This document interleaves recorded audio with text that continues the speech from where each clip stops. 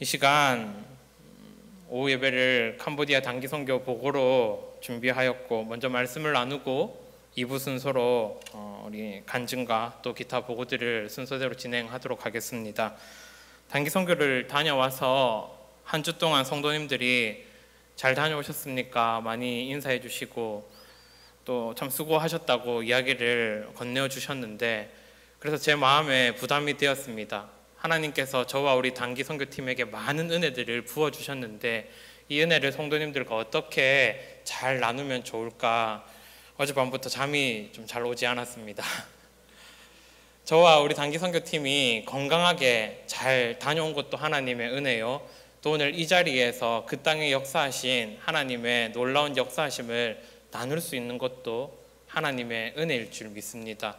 그 중에서도 딱 한 가지를 꼽아서 가장 크게 받은 은혜가 무엇입니까? 이렇게 저에게 물으신다면 저와 단기 선교팀이 그 나라에서 역사하신 하나님, 그 나라를 하나님의 나라로 세워가시는 그 놀라운 일들을 우리가 보고 왔습니다. 이렇게 공통적으로 대답을 할 수가 있을 것 같습니다. 어떻게 모두에게 동일한 공통적인 은혜가 될 수 있는지를 지금부터 한번 말씀과 또 말씀에 기초하여서 순서대로 나누어 보도록 하겠습니다. 오늘 본문을 보면 서기관 중 한 사람이 예수님께 나와서 이야기를 하지요. 모든 계명 중에 첫째 된 계명이 무엇입니까? 라는 질문에 대하여서 예수님은 29절 이하를 통해 답을 주십니다. 첫째는 이것이니 이스라엘아 들으라 말씀하시고, 우리 하나님은 유일한 주신데 그 하나님을 사랑하라 라는 정확한 매우 간단 명료한 답을 주십니다. 여기 있는 우리 모든 성도님들과 저는 이 예수님의 가르침과 대답대로 아멘 이렇게 고백하며 우리는 유일하신 한 분 하나님만 사랑한다라고 이야기를 할 수가 있죠. 그런데 캄보디아 땅은 그렇지 않았습니다. 캄보디아는 불교의 색깔이 굉장히 진한 나라였습니다. 그렇다 보니까 새벽 일찍부터 여러 군데 위치한 불교 사원에서 향을 피웁니다. 이 향 냄새가 얼마나 지독하고 강한지 머리가 아프고 마음도 괜히 울적하게 만들 정도로 새벽 일찍부터 이 향을 피우는 나라가 캄보디아입니다. 그리고 방금 말씀드린 것처럼 불교 국가이기 때문에 스님이라고 하죠. 이 중들이 주황색깔 옷을 입고 다니는데 이 주황색이 상징하는 게 금, 황금을 의미합니다. 이 주황색깔 옷을 입고 사람들에게 걸어 다니면서 너 잘 만났다 이렇게 앞에 있는 사람에게 나에게 물질을 다오 이렇게 요구를 합니다. 그러면 그 요구를 받은 캄보디아 사람들은 어떻게 반응할까요? 잘못 걸렸는데 이렇게 생각하겠습니까? 그렇게 생각하지 않고 와, 오늘 내가 복을 받을 수 있는 기회가 왔구나라고 여기면서 주머니에 있는 것을 아낌없이 이 중들에게 물질로 보답하는 나라가 이 불교색이 강한 캄보디아입니다. 그리고 캄보디아의 수도가 프놈펜이라는 곳인데요, 저와 단기 선교팀이 김해 공항에서 비행기를 타고 이 프놈펜 공항에 내렸습니다. 프놈펜이 수도라고 말씀드렸는데 여기에서 펜이라는 말은 사람의 이름을 따서 이 사람은 펜 할머니라는 신화 속 사람을 상징적으로 펜이라고 이야기를 하고 있는 점입니다.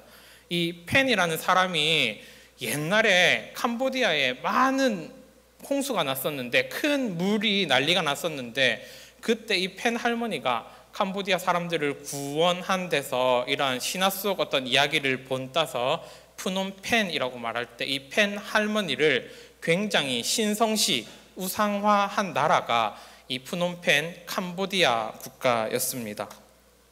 끝으로 한 가지만 더 말씀을 드리자면 캄보디아에서 굉장히 독특한 장면을 볼 수가 있었는데요, 사람들이 타고 다니는 자동차 사이드 미러 있지 않습니까? 사이드 미러랑 사람들의 이렇게 팔목에 빨간 색깔 실들이나 실타래가 다 감겨져 있습니다. 이게 무엇을 상징하는 거 제가 궁금해서 물어보니까 이 프놈펜 할머니랑 불교가 이상하게 융합되어서 거기에서 이 빨간 실타래를 만들어냈는데, 사람들이 이 빨간 실타래를 자동차에 묶어 놓으면, 손목에 감고 다니면 안전할 수 있다, 우리는 보호받을 수 있어 라는 이런 민간 신앙도 모든 사람들에게 만연해 있었습니다. 성도님들, 그러면 이러한 캄보디아의 현상들을 제가 말씀을 드렸는데 질문을 한번 드려보겠습니다. 사람들이 중들에게 물질을 갖다 바쳤는데 그 중들이 사람들을 안전하게 지켜줄 수 있습니까? 지켜줄 수가 없죠. 빨간 색깔 실타래를 손목에 2번, 3번, 10번 칭칭 감으면 안전하게 건강하게 살아갈 수 있을까요? 그럴 수 없겠죠. 그러면 큰 홍수에서 사람들을 구했다는 이 펜 할머니를 믿으면 사람들이 안전하게 살아갈 수 있겠습니까? 그것도 맞지 않죠. 그러면 우리가 안전하게 건강하게 복을 받으면서 살기 위해 믿어야 할 한 분은 누구십니까?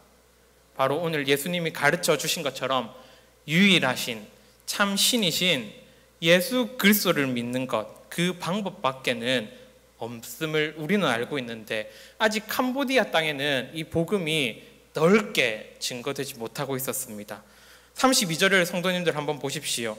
하나님은 한 분이시요 그 외에 다른 이가 없다라고 이야기하고 있는데, 이것은 과거 신명기 6장에서 하나님이 출애굽하여 광야길을 걸어갈 때에 주의 백성과 그들의 자녀들에게 이스라엘아 들으라, 우리 하나님 여호와는 유일한 한 분 하나님이시니 마음과 뜻과 힘을 다해 주 너의 하나님을 사랑하라 라고 동일하게 명령하셨던 부분입니다. 이 명령이 단지 어른들뿐만 아니라 자라나는 자녀들, 다음 세대에게 하나님을 가르쳐라, 하나님을 교육하라 라고 신명기에서는 주기도 하셨습니다. 따라서 지금 캄보디아 땅에 자라나고 있는 다음 세대들에게 복음을 증거하고 그들이 커서 성인이 되고 나라에서 일들을 하게 될 때에 한 사람의 그리스도인으로서, 기독교인으로서 복음을 증거할 수 있는 힘을 갖추는 일들이 너무너무 중요하지 않겠습니까? 이번에 저와 단기 선교팀은 그래서 은혜 기독 국제학교에서 다음 세대 어린 학생들에게 복음을 증거하고 가르치며 수업을 하고 그들과 함께 되는 시간들을 3일에 걸쳐서 또 사역으로 잘 감당하였습니다. 그리고 이러한 사역들을 감당하면서 복음을 몰랐던 아이들에게, 복음이 증거되지 않았던 이 나라에 먼저 믿은 우리가 하나님은 유일하신 참 신이란다, 프놈펜이라고 말할 때 그 펜 할머니가 아니라, 너희가 감고 있는 빨간 색깔 실타래가 아니라, 길에 걸어 다니는 스님들이 아니라 하나님을 믿고 살아가는 그 인생이 너무너무 귀하단다, 이것을 가르쳐 줄 수 있음에 참 큰 은혜가 되었습니다. 이것이 왜 중요한지 이어서 말씀을 통해 한번 더 살펴보도록 하겠습니다. 31절 말씀을 성도님들 한번 보십시오. 31절 말씀에서 이렇게 기록을 하고 있습니다. 예수님께서는 내 이웃을 내 자신과 같이 사랑하라 하시며 이보다 더 큰 계명이 없다 말씀하십니다. 이 두 번째 계명, 내 이웃을 사랑하는 것, 이웃과 공동체를 이루며 살아가는 일들이 너무너무 중요하죠. 여기 있는 우리들은 어떻습니까? 제일영도교회 가족들, 식구들로 살아가죠. 서로 얼굴을 보면 어떻습니까? 반갑게 인사를 나누고, 누가 아프다는 소식을 들으면 괜찮습니까? 회복하셨습니까? 기도하겠습니다. 서로를 위로해 주는 것이 주 안에서 가족된 자들이지 않습니까? 그런데 선교사님과 이야기를 나눌 때 참 안타까운 소식을 한 가지 들었습니다. 캄보디아에서는 아직도 어른들 세대, 지금 40대, 50대 그 이상 모든 이 어른들 세대가 함께 공동체를 깊이 경험하지 못하는 세대라고 합니다. 그 이유에 대해 앞번 선교 대회할 때 킬링필드 사건, 성도님들 보신 거 기억나시죠? 이 킬링필드 사건 때 캄보디아 인구의 4분의 1이 없어지게 되었습니다. 끔찍한 살해를 당하게 되었는데 이게 불과 40년, 50년 전에 일어난 일입니다. 그러니까 지금 살아가고 있는 이 사람들에게는 여전히 가슴 한켠에 상처로 남아있는 것이지요. 이것을 이렇게 설명할 수 있습니다. 나의 아버지가 내 친구의 아버지를 죽여버립니다. 반대로 친구의 어머니가 나의 어머니를 죽여버렸습니다.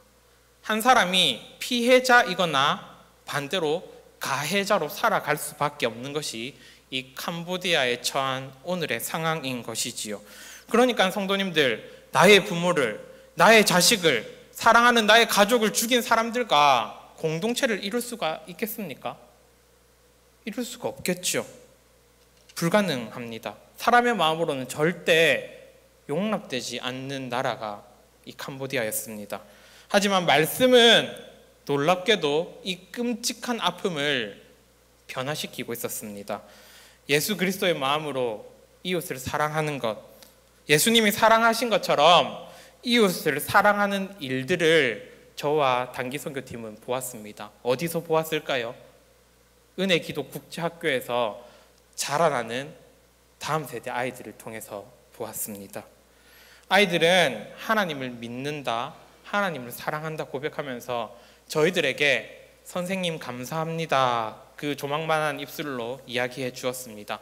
서로 장난을 치고 서로를 위해주며 서로 기도하는 모습을 보았습니다. 이것이 특별해 보이지는 않지만 주 안에서 함께 이미 어린 학생들, 어린 자녀들은 하나님의 공동체를 이루어서 부모 세대와는 또 다른 모습으로 회복됨을 보여주고 있었습니다. 그들이 복음을 듣고 예수를 영접하여서 캄보디아 땅은 앞으로 계속해서 변화될 희망과 소망을 가진 하나님이 일하시는 나라다라는 것을 저희들은 목도할 수 있었습니다. 오늘 본문의 말씀, 하나님을 사랑하라 말씀하신 것, 이웃을 사랑하라 말씀하신 것, 이 명령이 너무나도 절실한 나라가 저와 단기 선교팀이 경험하고 온 캄보디아 땅이었습니다. 하지만 그 아픔 가운데에서 저와 단기 선교팀 모두가 동일하게 느낄 수 있었습니다. 참으로 사람의 마음과 생각으로는 불가능한 이 일들이 하나님이 세우신 선교사님들과 일꾼들을 통하여서 변화되는 것, 새롭게 회복되어지는 것, 그 은혜와 기적을 경험할 수 있었던 참 귀한 시간들이었습니다. 성도님들, 34절의 말씀을 한번 눈여겨보시길 바랍니다. 34절의 말씀은 이렇게 증거하고 있습니다. 하나님과 이웃을 사랑할 때에 하나님의 나라가 멀지 않도다라고 예수님은 가르침을 주십니다. 하나님의 나라가 멀지 않도다. 어떻게 할 때요?